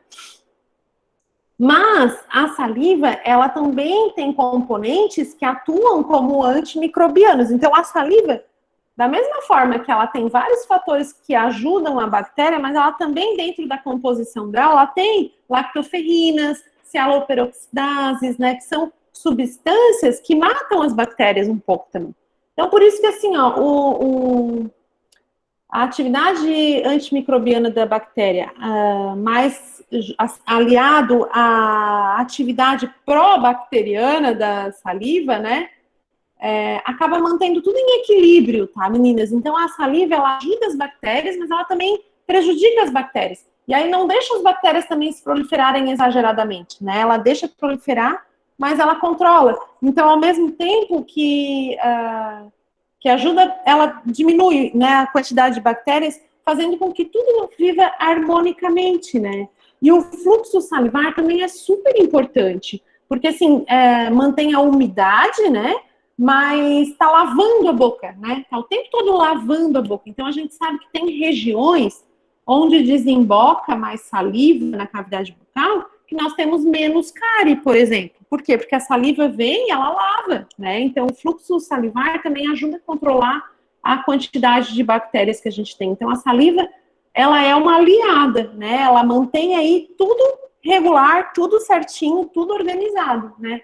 Ela tem anticorpos, né, como a imunoglobulina A e a lisozima, que hidrolisa os peptidoglicanos, que fazem parte aí da membrana das bactérias, né? Então, esses dois componentes também ajudam a controlar, não deixam as bactérias se proliferarem exageradamente. Então, é importante que a gente tenha saliva.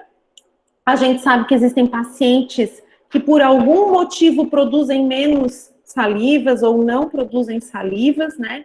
E não produzem saliva, então isso é um problema, né? Porque aí sim acaba proliferando mais bactérias ainda, né? Então, embora ela tenha alguns detalhezinhos que estimulam a proliferação, mas ela tem muitos componentes que controlam a proliferação da bacteriana, das bactérias, né? E aí acaba mantendo tudo em equilíbrio, tudo bem organizado na cavidade bucal do paciente. Então, é muito importante que a gente tenha saliva, tenha uma saliva de qualidade, né, que mantenha aí tudo funcionando bonitinho, né. Dentre os fatores exógenos, né, que a gente citou, a dieta do hospedeiro é super importante, porque tudo que a gente come fica um pouquinho na boca, né, então, não adianta a gente dizer assim que, mas eu escovo a boca, escova os dentes toda hora e tal, mas sempre fica, né, gente? É difícil controlar, né? Tudo que a gente come e bebe fica um resquíciozinho na boca e a dieta vai influenciar na qualidade e na quantidade da microbiota que a gente tem.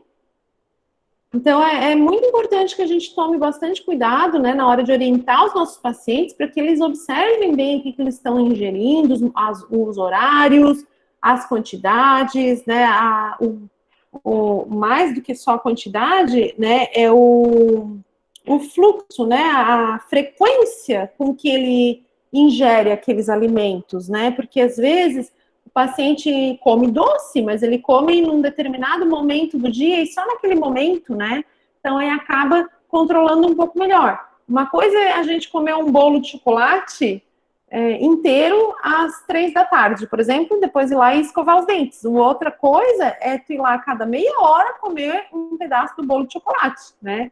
Então, essa frequência, né, de comer toda hora um pouquinho é muito prejudicial e influencia muito na presença da microbiota bucal, né? Vai acabar estimulando muito as bactérias e prejudicando bastante, né, essa questão de manter o controle da microbiota, né?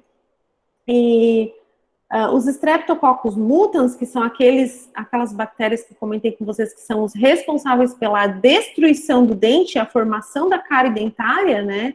Eles dependem muito dessa dieta rica em sacarídeos, né? Que é o açúcar. Então, tá bem relacionada aí o uso do açúcar, né? Para a formação da cárie dentária, né?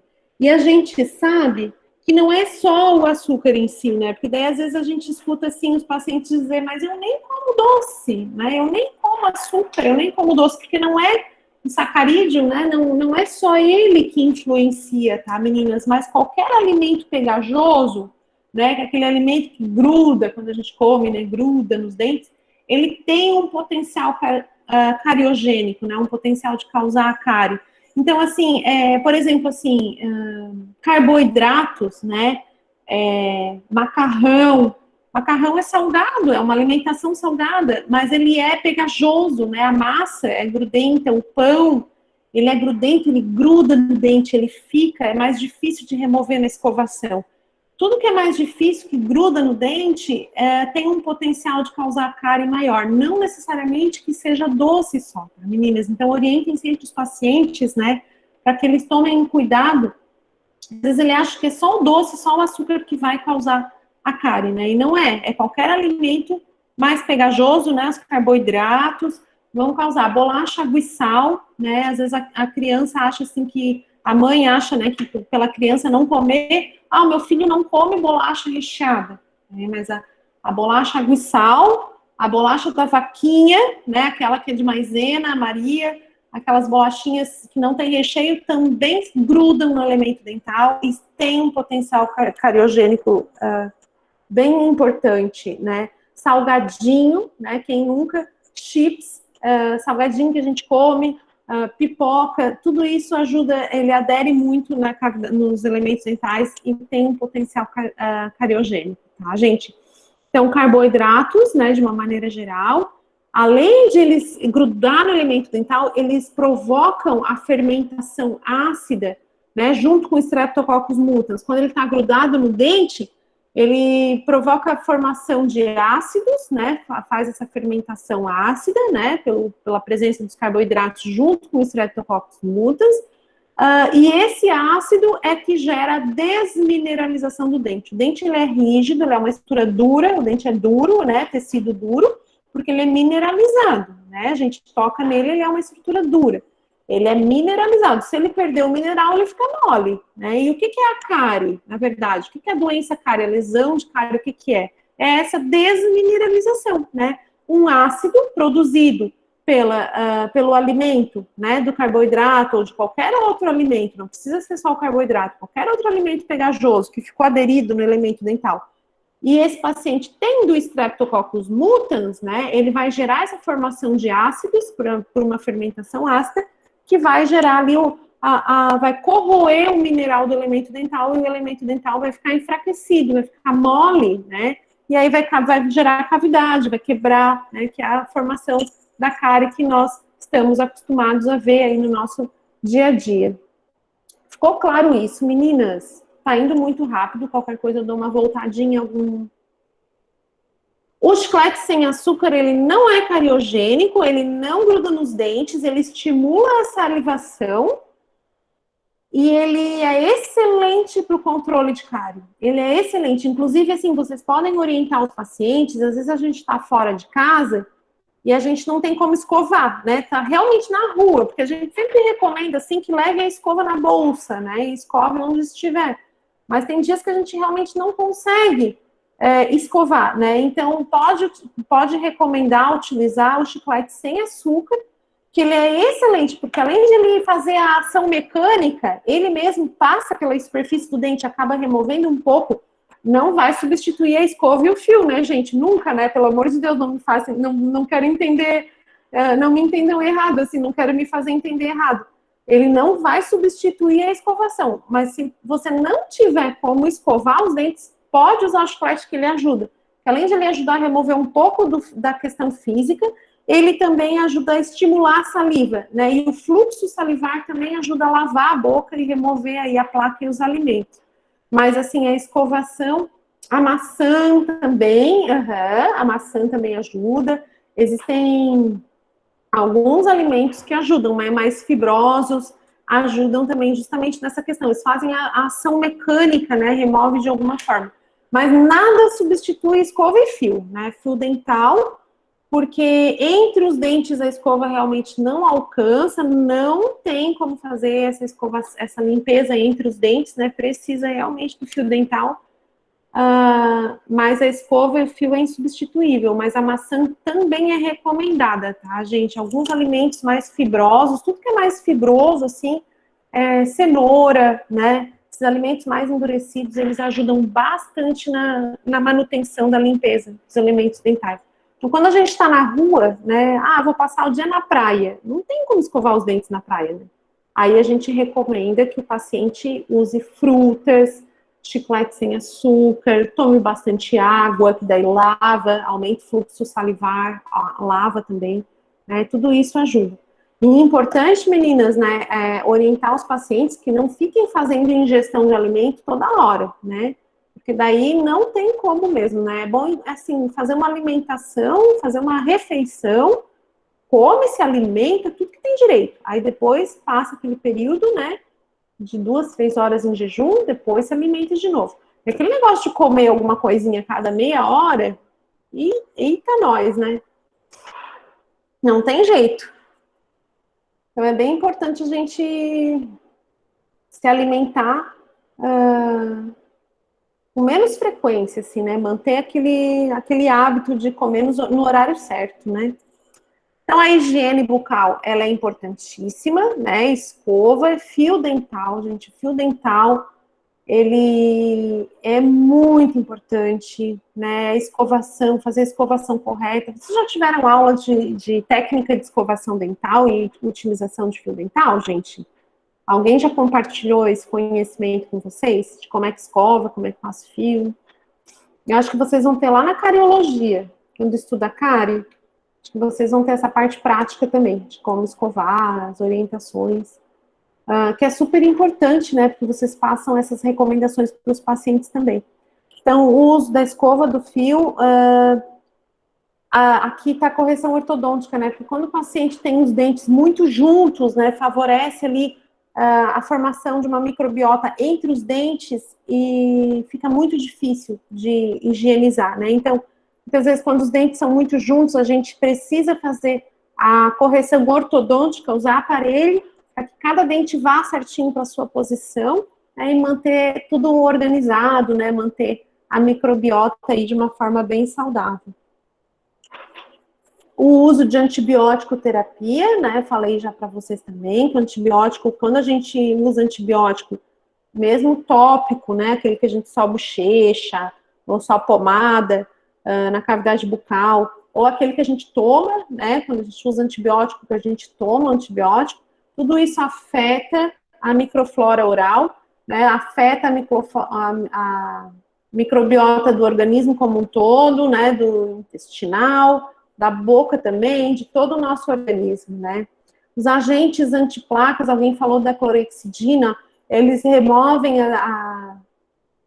removem as células já aderidas, né, as bactérias, aqui células de bactérias, que quer dizer já aderidas, evitam a adesão de novas também, então é super importante usar os enxaguantes bucais, né, aqueles agentes antiplacas, eles estão em pastas de dente, né, na pasta dental, e também nos enxaguantes, né? Aqueles que a gente faz o bochechinho, né? Só lembrem de usar enxaguante sem álcool, né? E recomendar para os pacientes que usem enxaguante sem álcool, porque o álcool do enxaguante lá usado todo dia, ele serve como se fosse o álcool do alcoólatra, né? Então, também vai influenciar aí no acometimento do câncer oral, né? Então, sempre enxaguante bucal aí sem álcool, tá, meninas? Para não ajudar uma coisa e prejudicar a outra, né? Tem que tomar esse cuidadinho, tá?